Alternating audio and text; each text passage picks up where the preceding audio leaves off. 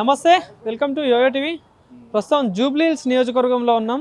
So మరి రాష్ట్రం అంతటా జూబ్లీహిల్స్ ఉప ఎన్నిక మీదనే చూస్తూ ఉంది. సో మరి జూబ్లీహిల్స్ ఉప ఎన్నికలో ఏ పార్టీ గెలవబోతుందనే చర్చ జోరుగా నడుస్తూ ఉంది. సో మరి దీనికి సంబంధించి యోయో టీవీ ఆధ్వర్యంలో జూబ్లీహిల్స్లో సర్వే చేస్తూ ఉన్నాం. సో మరి ఏ పార్టీ పరిస్థితి ఎట్లా ఉందని చెప్పి కూడా ఇక్కడ స్థానికులను అడిగే ప్రయత్నం చేద్దాం. సో అన్న నమస్తే, ఏం పేరే? నా పేరు ఫయాజ్. ఏం చేస్తుంటారు? షాప్ ఉంది. షాప్ ఏం షాప్? Stationery shop. ఓకే, ఎట్లుంది బిజినెస్? ఎట్లుంది? మంచిది ఉంది. ఇప్పుడు హాలిడేస్ ఉంది కదా, అందుకోసం చాలా గ్యాప్ ఉంటుంది. ఏ ఏరియాలో ఉండేది మీరు? గంగానగర్. రైమత్ నగర్ కాదు, గంగానగర్. అది మైన్స్ కాదు, శ్రీరామ్ నగర్ ముంగట గంగానగర్. సో ఎట్లుందన్న మరి జూబ్లీహిల్స్ లో ఎవరు గెలుస్తారని మాత్రం చర్చ జోరుగా నడుస్తూ ఉంది. సో 3 పార్టీలు అయితే హోరాహోరుగా తిరుగుతూ ఉన్నారు. సో ఎట్లుంది మరి, ఎవరు గెలిచేటట్టు ఉంది ఇక్కడ? కాంగ్రెస్ పార్టీ. రూలింగ్ గవర్నమెంట్ ఉండి 2 years నుంచి మంచిగా చేస్తున్నారు. కాంగ్రెస్ పార్టీ కలుస్తుంది. ఎందుకు కాంగ్రెస్ పార్టీ? ఎందుకంటే చేస్తున్న అభివృద్ధి చేస్తున్నాయి. రోడ్లు, గేట్లు, డ్రైనేజ్ వర్క్ అన్నీ అవుతున్నాయి. ఇప్పుడు 2 years నుంచి మంచిగా అవుతున్నాయి. ఇంతకు ముందు రేషన్ కార్డ్ కూడా TRS లో 10 years అయినాయి, ఏమి ఇవ్వలేదు. మళ్ళీ కాంగ్రెస్ వచ్చిన తర్వాత చాలా మంది వాళ్ళకి రేషన్ కార్డులు వచ్చినాయి. అది ఏంటంటే గ్యాస్ ఉంది, కొంతమంది గ్యాస్ వస్తున్నాయి. అందుకోసం మంచిగా చేస్తున్న కాంగ్రెస్ పార్టీ అని కాంగ్రెస్ పార్టీకి వేస్తారు. రూలింగ్ గవర్నమెంట్ ఉంది, అందుకోసం. ఇక్కడ జూబ్లీహిల్స్ లో కాంగ్రెస్ పార్టీ నుండి అభ్యర్థిని అయితే ఇంకా కన్ఫర్మ్ చేయలేదు.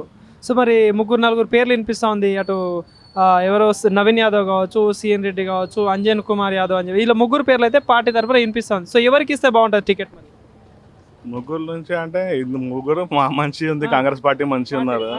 ఎవరికైనా ఇస్తే మంచిదే.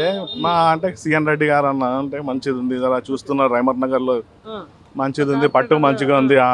చూస్తున్నారు, ఎక్కడైనా పిలిస్తే మంచిగా వచ్చేస్తారు, ఎంబడే వస్తారు అని మంచిగా పని చేస్తున్నారు. రైమత్ నగర్ లో అభివృద్ధి పని అవుతున్నారు. అందుకోసం కాంగ్రెస్ 10 years బీఆర్ఎస్ గవర్నమెంట్ ఉండే మేము అభివృద్ధి చేసినామని చెప్పేసి అంటా ఉన్నారు. ఇప్పుడు ఇక్కడ స్థానికంగా 3 సార్లు ఎమ్మెల్యే గెలిచిండు మాగంటి గోపినాథ్. సో మీరు ఆ 10 ఏళ్లలో ఏం అభివృద్ధి కాలే? కొన్ని ఎక్కువ కాలేదు. నాకు ఇది రేషన్ కార్డులు ఇవి అభివృద్ధి, అది పబ్లిక్ రోడ్లు గిడ్లు ఏదో ఎవరైనా ఇస్తారు.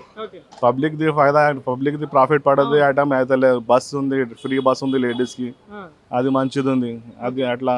సో మరి బీఆర్ఎస్ బీజేపీ సంగతి ఏంది? మరి బీఆర్ఎస్ నుండి ఆమెకు టికెట్ అయితే కన్ఫర్మ్ అవుతుంది వాళ్ళ భార్యకి. సో బీజేపీ నుండి దీపక్ రెడ్డి అంటా ఉన్నారు. సో మరి ఏంది, ఎట్లుంటుంది మా 2 పార్టీల పరిస్థితి ఇక్కడ? అంటే బీఆర్ఎస్ ఇప్పుడు అయిపోయినాయి, 10 years అయినాయి.